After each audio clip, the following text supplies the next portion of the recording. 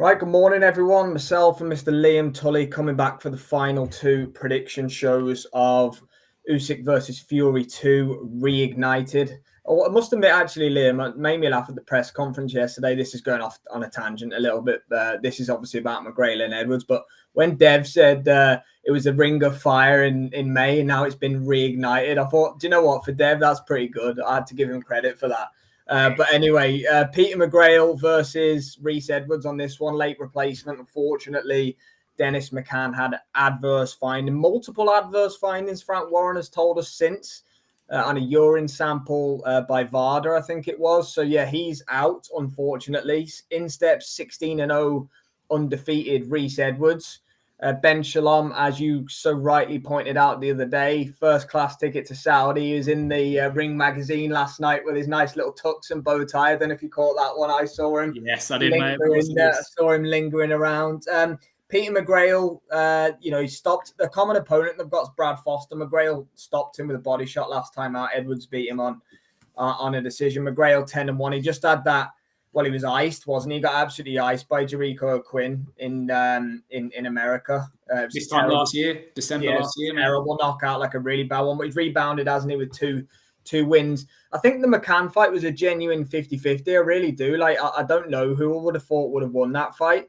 McCann had great momentum, obviously, after the Baluta win, didn't he, last time out? But so did McGrail, stopping Foster. So, yeah, look, mate, for me, it's a decent... it's a very good last-minute step-in of opponent, to be fair, considering, the fight fell off last weekend, didn't it? McCann. I know he's in training for the Boxer card on January the 11th, wasn't it?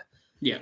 The one Simpsons headliner. But, yeah, I guess let me know what you think of the matchup, and, we'll get predictions going after that.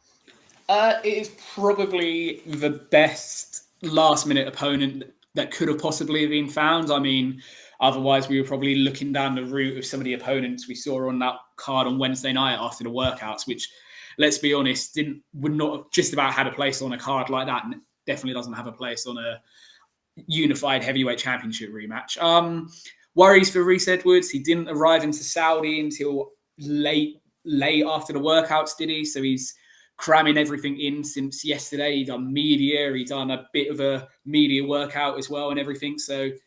Look, I know he was a last-minute opponent, but it does feel like he's very, very last-minute getting out there. Yeah. In terms of Peter McGrail, look, if he stays switched on and focused on the job and treats this how he would have treated Dennis McCann, then he gets the job done emphatically, doesn't he? Rhys Edwards, all credit to him being unbeaten. They have that one common opponent, but career trajectories in terms of what we expect, McGrail's up here. Edwards, we're kind of wondering if he gets to British and Commonwealth level. Yeah. But look, there's always shocks on these cards. Ishmael Davis he lost against Josh Kelly, but he gave a very comparable...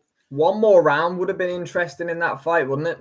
Yeah, he gave a good performance of himself. He came, he didn't disgrace himself against Josh Kelly at Wembley on slightly similar notice period. Actually, probably the same 8 days around about from the fight being called off. So, full credit to Rhys Edwards. Ben Shalom's found a way to get himself on this card, as we joked, and make his way out to Saudi. He's going to be in the room for some of the conversations, but... Probably a step too far for Rhys. Okay, he's in training camp for fighting Leon Woodstock on the 11th of January, but Leon Woodstock, Peter McGrail, there's a disparity in these opponents. There is. Yeah. My official prediction for McGrail versus Rhys Edwards, I completely agree with what you've just said there. I think McGrail's going to have a little bit too much. I think he's going to take out a bit of the frustration around what's happened in the last few days, because beating Dennis McCann is a good string to add to your bow, shall we say. That would have been a very, very good win. He would have took, obviously, an undefeated scalp. Obviously, this is providing that he would have beat McCann. We don't know that. It was a genuine 50-50. But, yeah, I'm going to go with Peter McGrail. I'm going to go with him to break down and stop Rhys Edwards late on-ish in the fight. I think it's a 10-rounder, Liam, as far as I know. It's a 10-rounder. Don't quote me on that. But, I'm going to go with a round 9 stoppage for Peter McGrail. I really like the body work that he does. Obviously, the Foster knockout last time out. I think he was caught cold. I say caught cold. It wasn't early in the fight against O'Quinn, but yeah, I think he's more switched on now. I think he's, he knows the threat of what's coming back. He was completely dominating that, but before he got iced. So yeah, look, for me, Rhys Edwards, not that much power coming back from him either to trouble McGrail. So yeah, late stoppage for Peter McGrail for me. But yeah, don't see Rhys Edwards having much of a chance in it, if I'm being honest. Yeah, I mean, if say this was they both had the same 10-week training camp, you could probably look at making more of a case for Edwards for being competitive in the fight. But I think the circumstances, look, he's jumping on this because it's a Saudi card and it's a big payday. And if he does pull it off for Rhys Edwards, then it redefines his career all of a sudden from where he currently is. But the reality is McGrail's a cut above. Yes, he got iced in that bad KO last year, but he's bounced back with 2 good wins against Brad Foster and Mark Leach this year. I think he'll carry on the same trajectory.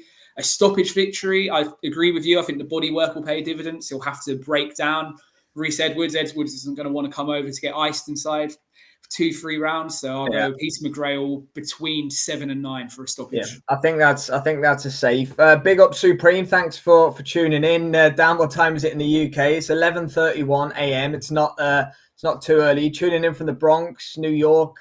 Big up the Bronx. What a place. Been there. He's in the Bronx at work, so it must be about 6:30 a.m. if my calculations are right. So hope you're enjoying your shift. I'm sure you're very much looking forward to Usyk Fury 2 tomorrow.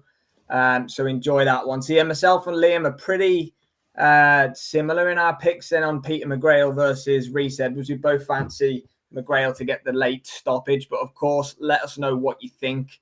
Let us know your predictions in the comments. We've got one more prediction show to do, which is coming up in a couple of minutes' time, 6:32 a.m. There you go. Wasn't too far off. Thank you very much for tuning in. Appreciate that, Supreme. Yeah, we've got one more prediction to do. Tyson Fury's cousin, Isaac Lowe, versus the Scotsman, Lee McGregor. And then that's our full main card predictions complete. Then all we've got to go is Usyk Fury 2. Liam, I'm getting excited. Yeah, it's getting there now, isn't it, mate? It's starting to bubble a little bit. Yeah, absolutely. Right. Yeah, we'll see.